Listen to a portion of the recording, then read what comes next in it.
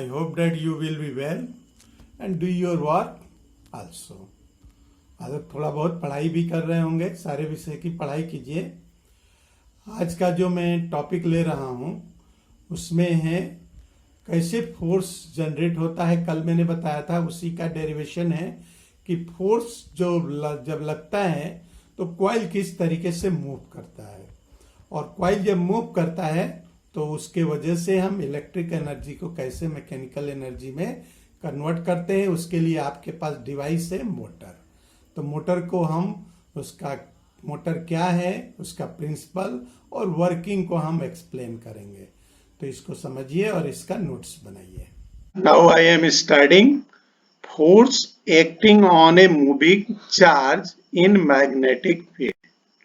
कल भी हमने फोर्स देखा था कि इलेक्ट्रिक करंट, मैग्नेटिक फील्ड जब एक दूसरे के साथ परपेंडिकुलर डायरेक्शन में थे तो वहां पर एक फोर्स जनरेट हो रहा था।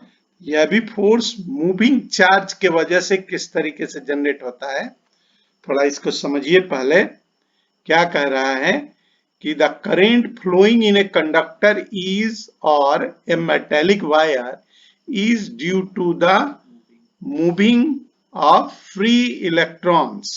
Moving of free electrons. आपको मालूम है, पढ़ चुके हैं ऑलरेडी, कि जब हम कंडक्टर में करंट देते हैं तो उसमें इलेक्ट्रॉन्स मूव करते हैं। Each electrons have electric charge. उसका मैग्नीट्यूड कितना होता है? 1.6 into 10 raised to the power minus 19 coulomb.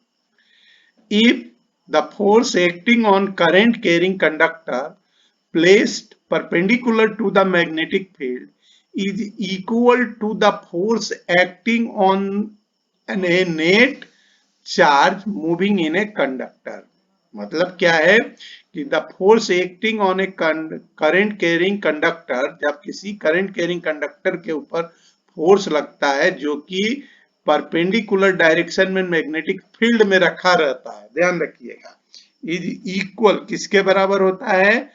Force acting on A net charge moving in the conductor. जितना नेट चार्ज रहता है उसके ऊपर जितना फोर्स लगता है उसी के इक्वल रहता है। क्लियर?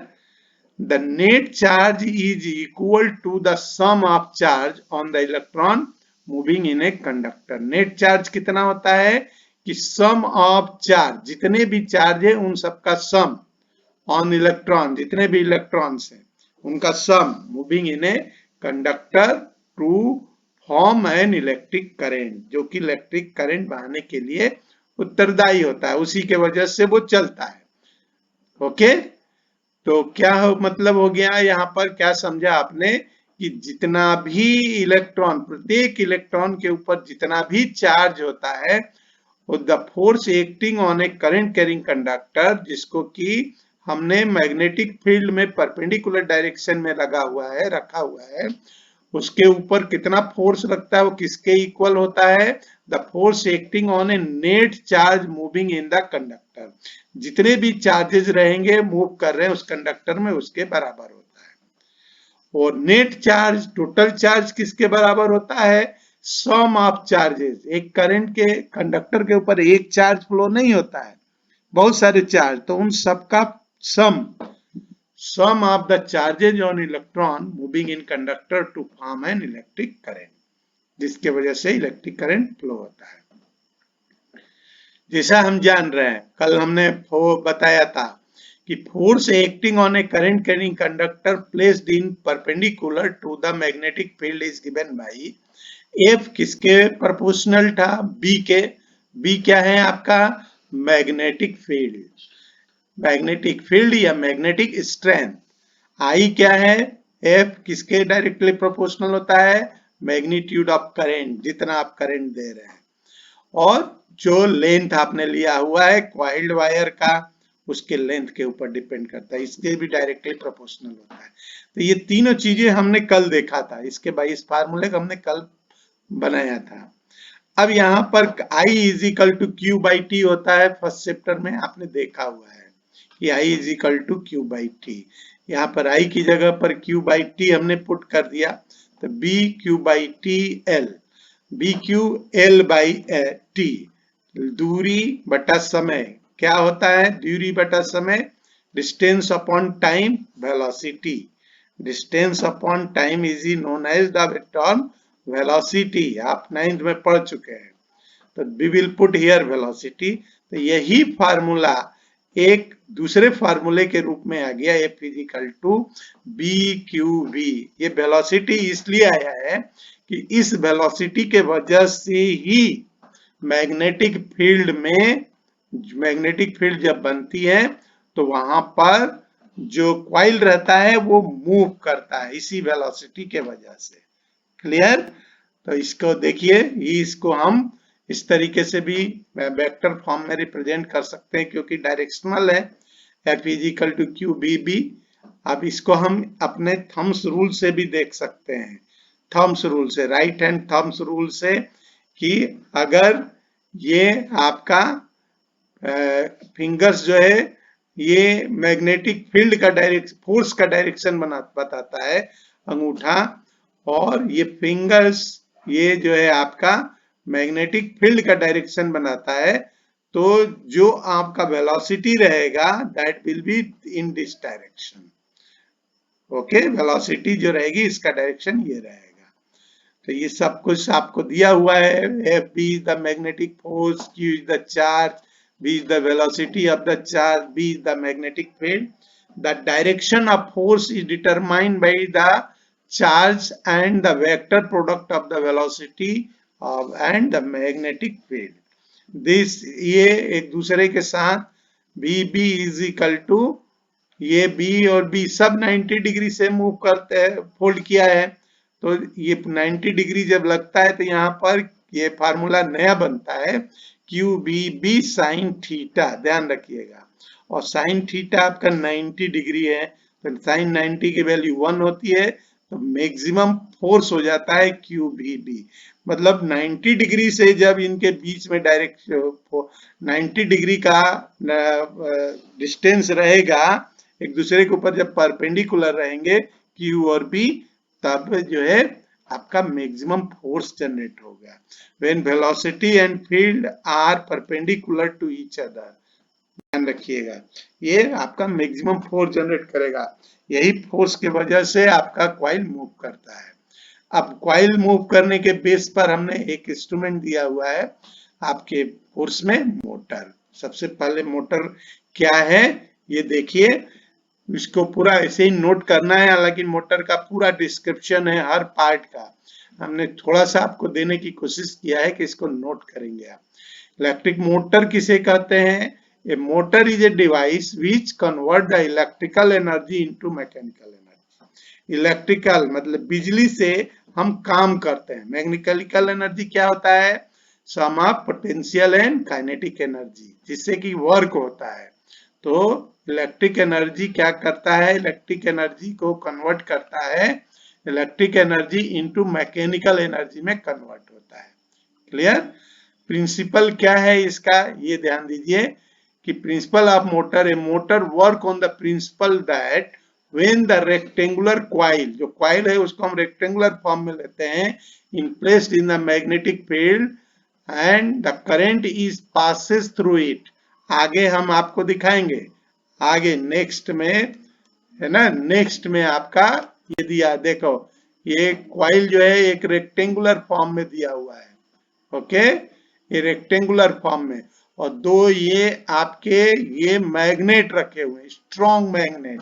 इसके बीच में आपका ये क्या लगा हुआ है? क्वाइल है, इसके ऊपर फोर्स लग रहा है।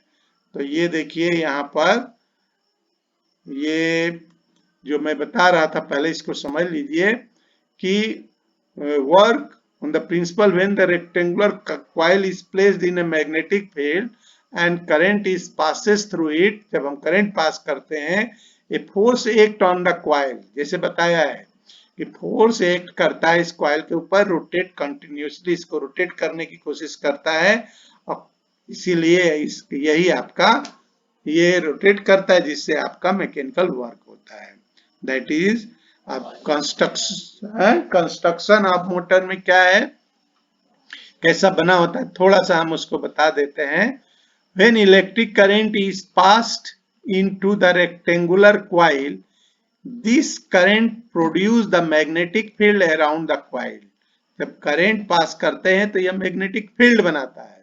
Magnetic field of horseshoe type magnet then interact with the magnetic field of the coil and causes coil rotate continuously. coil को ये फोर्स के वजह से रोटेट कराने की कोशिश करता है.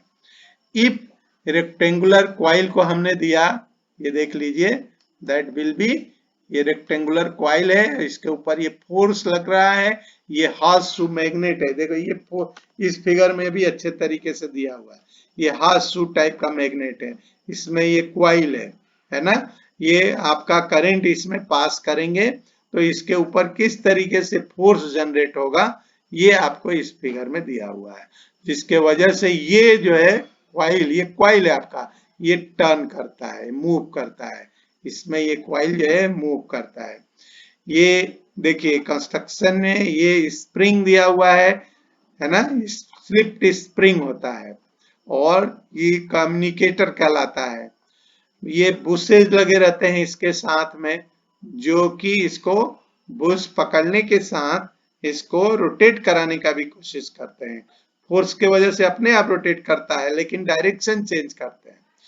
अब करंट इस कॉइल में पास होता है. ओके, तो यहाँ पर यही चीजें आपको लिख करके दिया है हमने कि क्या दिया है कि ABCD is a horizontal position. Current from the battery enters the coil through the brush B1 and commutator half ring C. The current flow in the direction ABCD and leaves the ring brush B. कैसे, ये देखो यहाँ से कहाँ से enter करता है, इसमें देखिए कहाँ से एंटर करता है, यहाँ से, और लीव्स कहाँ से करता है, बी से. मतलब इस एंड से जाता है और इस तरीके से वो निकलता है. लेकिन इसके 90 डिग्री से ये आपका परपेंडिकुलर डायरेक्शन में फोर्स जनरेट होता है. ओके, जिसके वजह से ये इसमें एक टॉर बनता है. टॉर बनने की वजह से एक फोर्स ऊपर की तरफ लगता है, ये फोर्स अगर ऊपर लगता है तो ये नीचे लगता है, और ये कॉइल जो है अपने आप यहाँ पर रोटेट करती रहती है. क्लियर? तो यहाँ पर ये चीज आपको दिया है कि that will be B2, Bush से लीव, B2 से बुश करता, लीव करता है. The direction of current is from A to B. The direction of current in from C to D. क्या कहता है, direction of current in form of A to B. The direction of current is from C to D. जो दोनों hands है उसके जो side है वो इस तरीके से रहते हैं. The force on the side AB of the coil is in the downward direction. अगर AB पर डाउनवर्ड डायरेक्शन में रहता है तो CD पर जो है अपवर्ड डायरेक्शन. मतलब जैसे बताया मैंने कि टॉर जनरेट होता है जो ABCD को रोटेट कराते हैं एंटी क्लॉकवाइज में. While rotating when the coil reaches vertically position, जब बिल्कुल सीधा ऊपर आ जाता है, the bush B1 and B2 will be touch. इसके साथ ये दोनों बुश टच हो जाते हैं.